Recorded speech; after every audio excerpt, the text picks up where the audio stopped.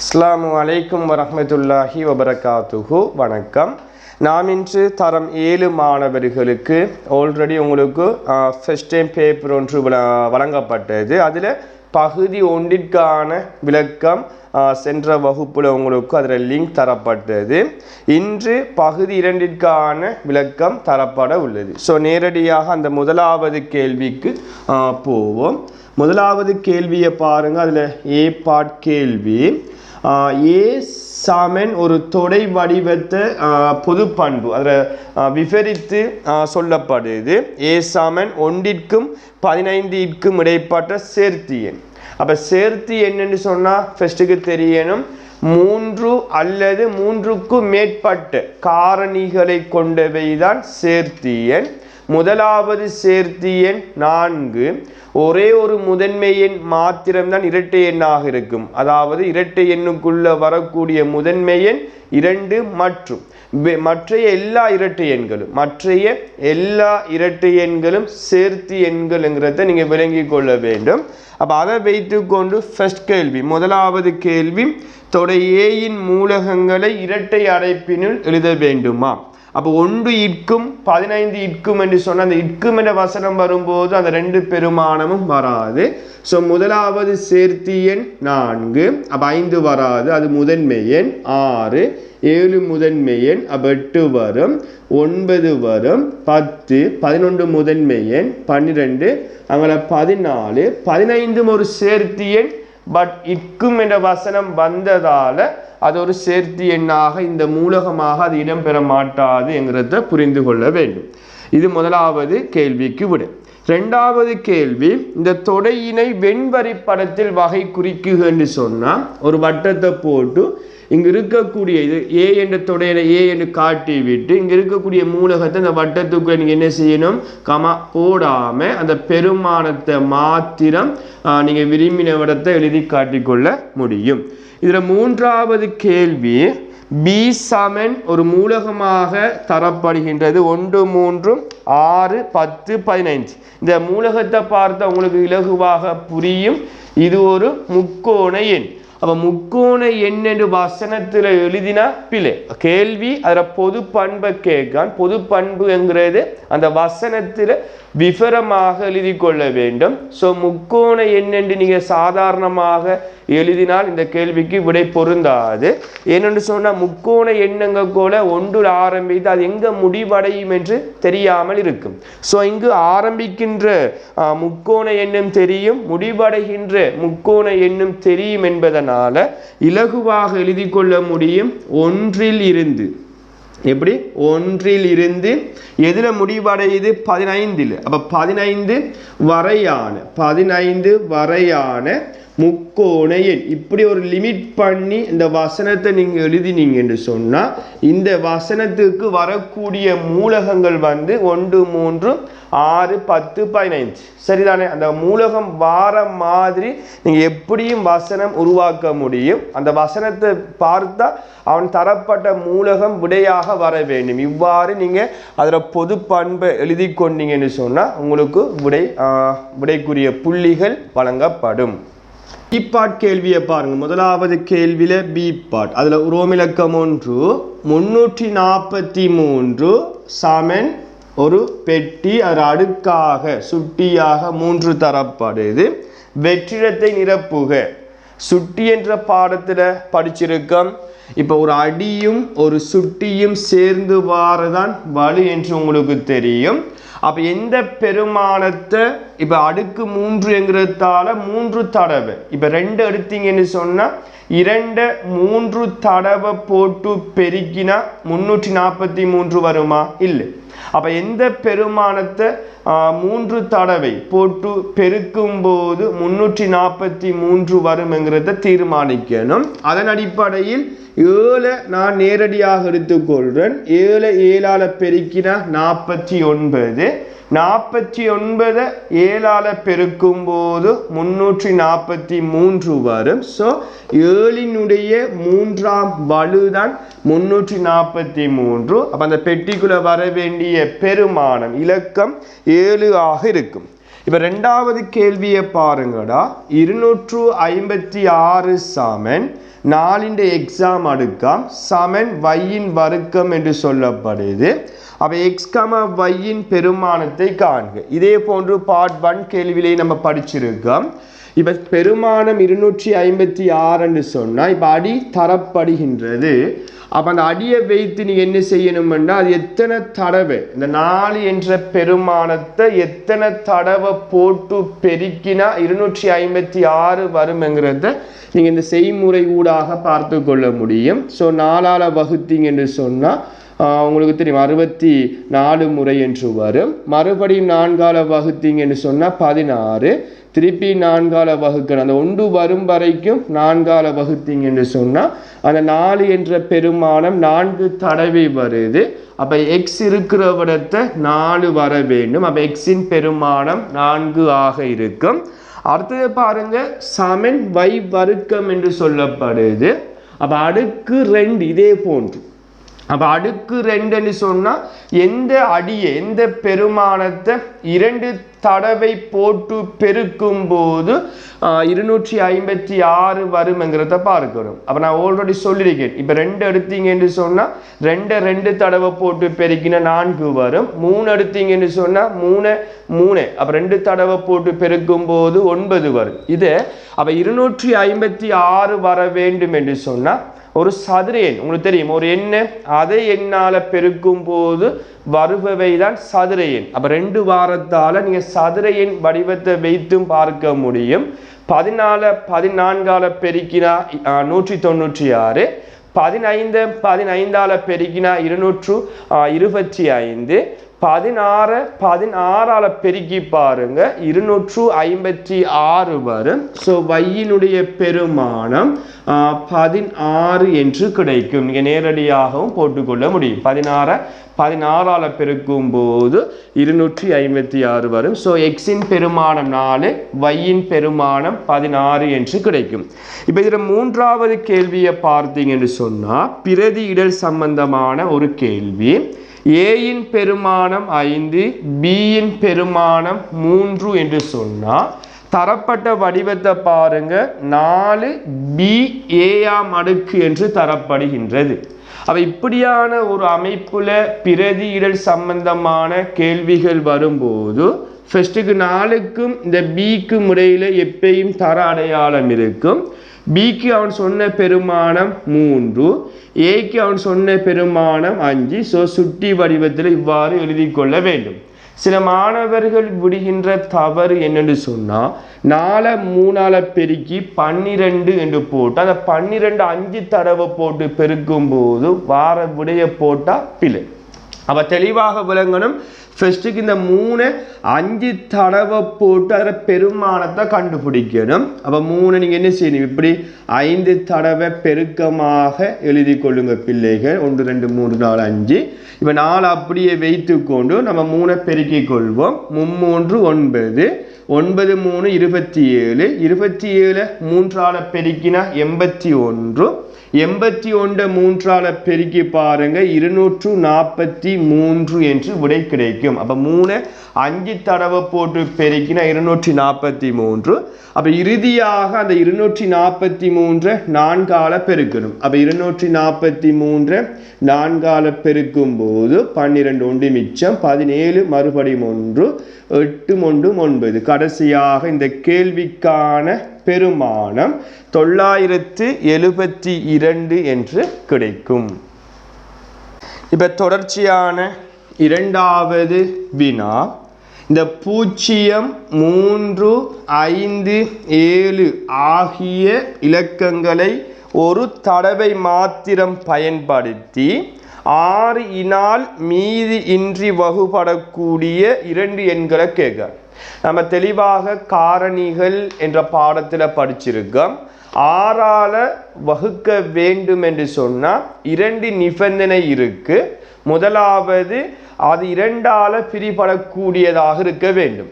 ஒரு பெருமானம் ஒரு எண் 2ஆல் மீதி இன்றி வகுபட வேண்டும் என்று சொன்னால் அதனுடைய 1ஆம் இடத்து இலக்கம் கடைசி இலக்கம் இரட்டை இலக்கமாக இருக்க வேண்டும். 0, 2, 4, 6, 8 ஆக இருக்கும் என்று சொன்னால் அது 2ஆல பிரிபடும். 2ஆல மட்டும் பிரிபட்ட போதாது, 2ஆல பிரிபட்டால் 3ஆல் வகுபட வேண்டும். 3ஆல வகுக்க வேண்டும் என்று சொன்னால் இலக்க சுட்டி பார்க்க வேண்டும். அந்த இலக்க சுட்டி 3, 6, 9 ஆக இருக்கும் என்று சொன்னால் அது 3ஆல் மீதியின்றி வகுபடும் என்று படிச்சிருக்கும். 2ஆலும் 3ஆலும் மீதியின்றி வகுபட்டால் மாத்திரம்தான் அந்த பெருமானம் 6 மீதியின்றி வகுபடும் என்று தியரி வகுப்புல படிச்சிருக்கும். இப்ப இந்த கேள்வி இந்த இலக்கத்தை பயன்படுத்தி 6ஆல் மீதியின்றி வகுபடக்கூடிய 2 பெருமானம் 2 எண்களை கேட்டா ஃபர்ஸ்ட் அந்த இரட்டை இலக்கம் வார மாதிரி உருவாக்கணும். அப்ப இரட்டை இலக்கம் வார மாதிரி பார்க்கும்போது இந்த 0 தான் அதில் இருக்கக்கூடிய அந்த இரட்டை எண்ணாக காணப்படுகின்றது. ஸோ அது வந்து 1ஆம் இடத்து இலக்கம் வார மாதிரி நீங்கள் எப்படியும் அந்த பெருமானம் 2 எண்களை உருவாக்க முடியும். ஸோ நான் 3, 5, 7, 0. அப்போ பாருங்க, இது ஒரு எண், ஒரு இலக்கத்தை ஒரு தடவை தான் பயன்படுத்துகிறேன். கடைசி இலக்கம் 0 என்பதனால அது 2ஆல வகுப்படும். இப்போ 3ஆல பிரிபடணும் என்றால் இலக்க சுட்டியை பாருங்க, வேகமாக நீங்கள் என்ன செய்யணும், அந்த பெருமானத்தை சகையை போட்டு கூட்டிக் கொள்ள வேண்டும். 5, 3, 8, 8 மேலும் 15. அதை மறுபடி முடைத்து கூட்டும் போது அந்த இலக்க சுட்டி 6 வருகின்றது. 6 என்கிறது 3இனுடைய மடங்கு என்பதனால 3ஆல பிரிபடும். ஸோ இது 6ஆல் மீதியின்றி வகுபடக்கூடிய ஒரு பெருமானம். அதே போல் இதுக்குள்ள வாரத்தை நீங்கள் மாற்றி என்ன செய்யலாம், இன்னும் ஒரு எண்ணை உருவாக்க முடியும். ஸோ நான் இன்னும் ஒரு எண்ணை உருவாக்குறேன். அப்போ இதில் இலக்க சுட்டியை பார்த்தாலும் 6 தான் வரும்.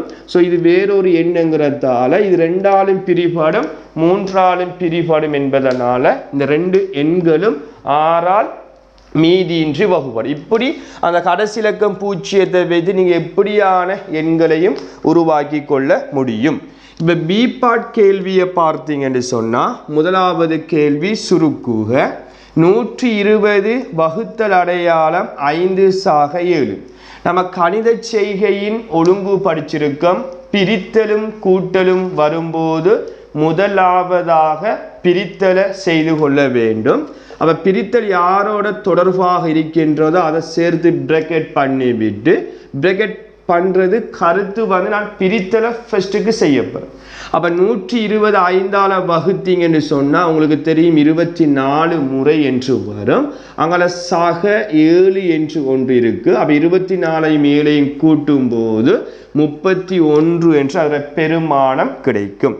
இப்போ இரண்டாவதை பார்த்தீங்கன்னு சொன்னால் 11 தர 3 சக 120 வகுத்தல் 5/6 என்று இருக்கு. அப்போ பெருக்கல் கூட்டல் வகுத்தல் கழித்தல் இருந்தால் அந்த ஓர்டர் உங்களுக்கு தெரிய வேண்டும்.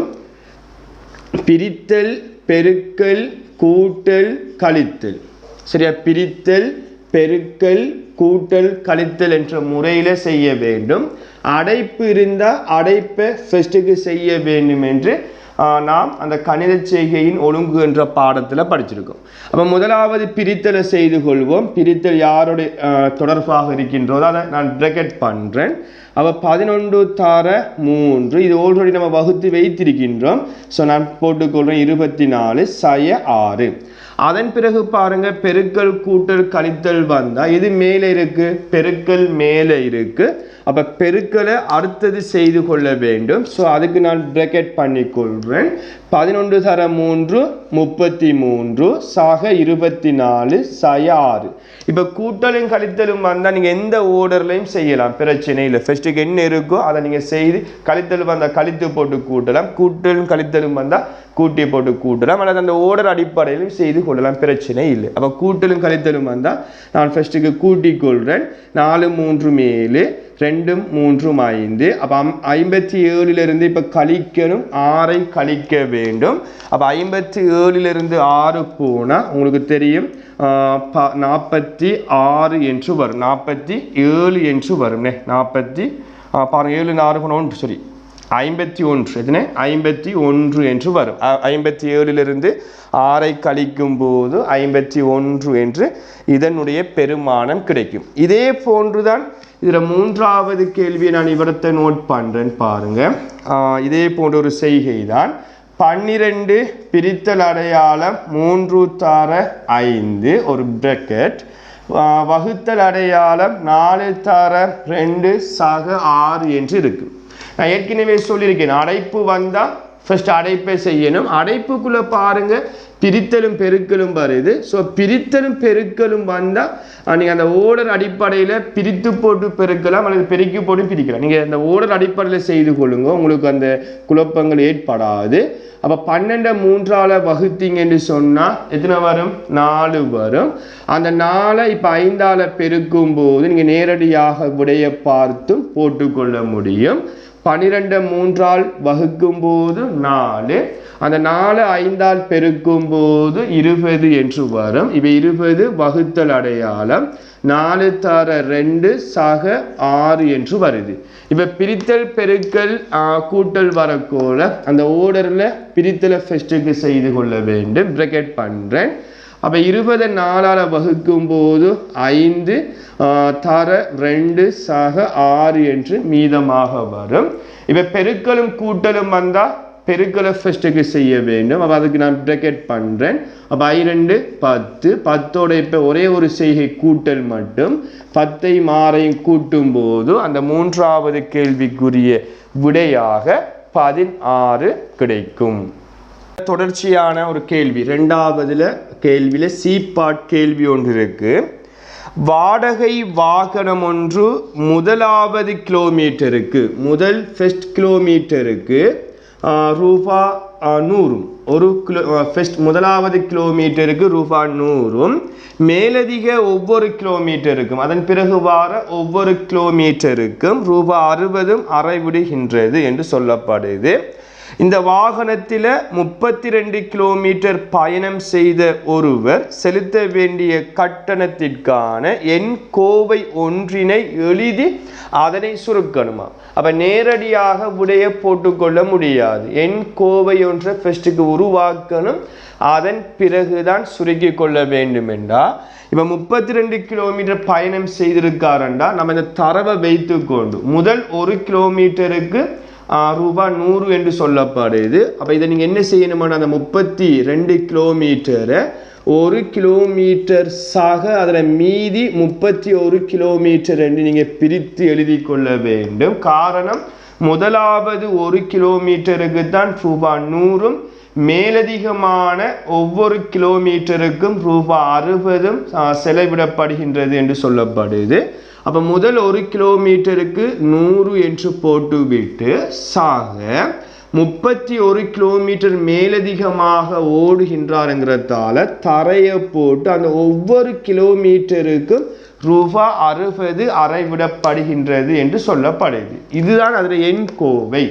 அப்போ அந்த எண் கோவையில் பாருங்க கூட்டலும் பெருக்கலும் வந்தால் ஃபர்ஸ்ட்டுக்கு எதை செய்ய வேண்டும்? பெருக்கலை செய்ய வேண்டும். நீங்கள் இவ்வாறு பிரக்கெட் பண்ணியும் காட்டிக்கொள்ள முடியும். அப்போ இந்த எண் கோவைகளில் இருந்து தான் சுருக்கி விடையை பெற்றுக்கொள்ள வேண்டும். இப்போ பார்த்தீங்கன்னு சொன்னால் 100 அப்படியே இருக்கும். ஃபர்ஸ்ட் அடைப்பை செய்து கொள்ள வேண்டும். அப்போ 31 60ஆல் பெருக்கணுமெண்டா அந்த பூஜ்ஜியத்தை விட்டு போட்டு 31 6ஆல் பெருக்கிக் கொள்வோம். 6 6 3 18. அந்த வார விடையுடன் அந்த ஒரு பூஜ்ஜியத்தை விட்டோம், அதை சேர்த்தோம் என்று சொன்னால் 1860 என்று வரும். அந்த 1860 உடன் 100ஐ கூட்டும் போது ரூபா 1960 என்று விடை கிடைக்கும். அந்த கேள்விக்கான இறுதி விடையாக ரூபா 1960 வரும். சரிதானே பிள்ளைகள்? அப்போ தெளிவாக இந்த இங்கு சொல்லப்பட்ட முதல் 2 கேள்விக்குமான விளக்கத்தை தெளிவாக பார்த்து நீங்கள் கரெக்ஷன் பார்த்து கொள்ளணும்டா. இன்ஷா அல்லாஹ் அடுத்தடுத்த காணொளியில் இதில் தொடர்ச்சியான மீதி பகுதிகளுக்கான விளக்கங்கள் தரப்படும் என்பதை தெரிவித்து கொண்டு விடை பெறுகின்றேன். நன்றி, வணக்கம்.